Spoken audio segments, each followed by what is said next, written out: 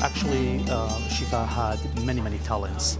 So in terms of why she was so successful, there are many aspects which I think we should put spotlight on it and underline it. She wasn't just an anchor or a presenter. She had many talents.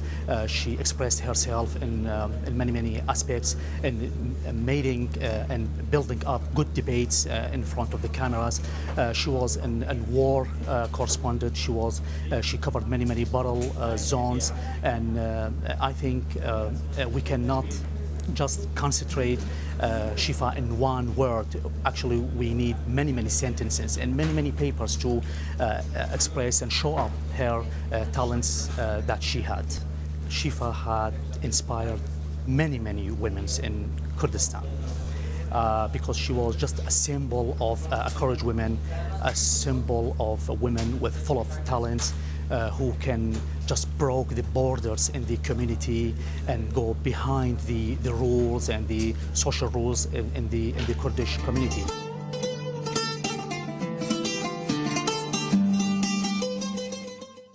I think women in Iraq have so many challenges, especially financial crisis and after Daesh invasion, and as a general, after 2003, when women have so much thing to do, but they have challenges in other aspects, socially and economically and financially.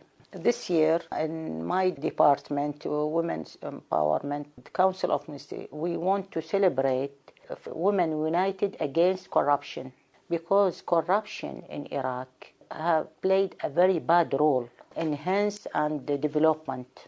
We will do a campaign. It will stay for 22 days from started in 8th of March. Why we choose this address? Because we know corruption played a very bad role in Iraq after 2003, and this distract our economy as a general, and of course it affected women very much.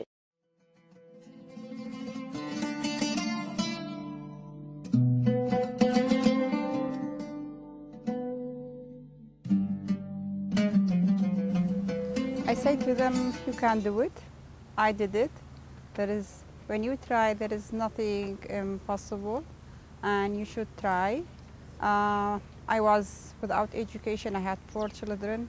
I was in the village. Later on, I went back to my study, and I fight. Now I am a human rights officer. So you should fight or die. I was married at 13. They sent me to a village. Even my contractor, my age, it was not allowed to have a marriage certificate. So they make me older. The lawyer, he make me older to be able to make the marriage certificate. I moved to village, from Mosul to village. I stayed there. I had 4 children, and I was a farmer, having like working the daytime at the farm, and I have the cows, chickens. I was with the housework, and at the farm I was taking with me the notebooks to study and memorize, sometimes at the night. And usually the village, you don't have work at the winter time, and it helped me to study.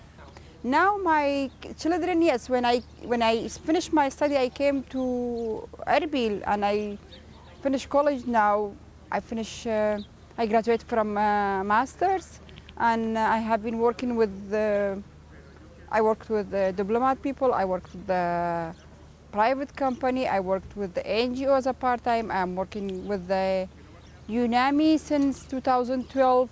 My son, he's in the medical school. My both daughter in the civil engineering. My older son, he's in political international relation. They were, I didn't pay for them. They were very smart, and they went to the good schools.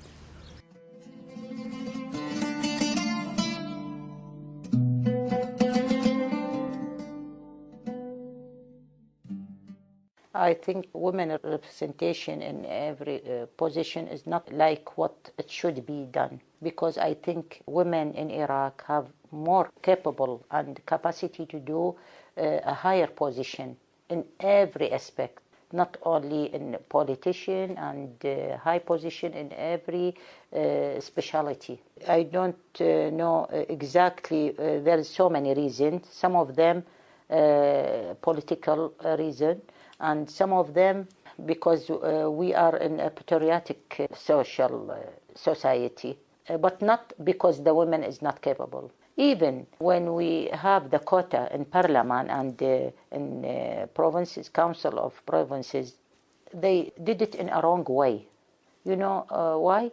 Because as if they bring not capable women just because they have to get women here, no matter whatever the votes for her. So they bring any kind of women just from their party or from their part of something religious or political aspect. So they put women have no relation to what their role in the future in parliament and in the council of provinces.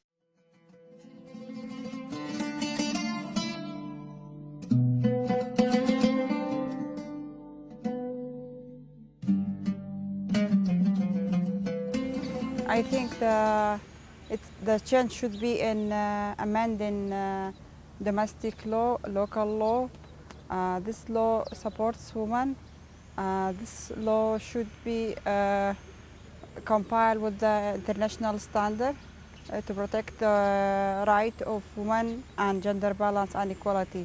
Second thing, we should look to the education curriculum of the schools, and the start point should be from the earlier as possible, so the children will learn a new education of accepting anti-discrimination, gender balance.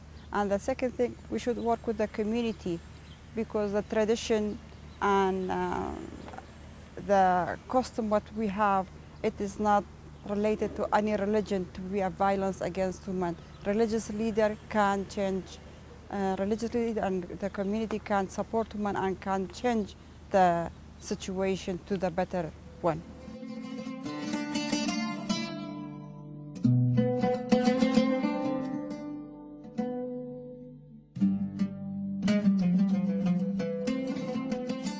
The right education with relevant skills for the future is fundamental so that more girls can enter and finish schools. More girls must have qualifications in STEM subjects and experience in analytic thinking that lead to higher education and better paying jobs. Currently, only 18% of undergraduate computer science degrees are held by women. To make these changes also means we have to overturn stereotype about what women and girls can do and can't do. And it means paying women the same salaries as men for work of equal value. Currently, on average, women earn 23% less than men. Sustainable changes also mean changing stereotypes that confine men outside the home. A change in the world of work must be about creating opportunities for women to be full economic citizens.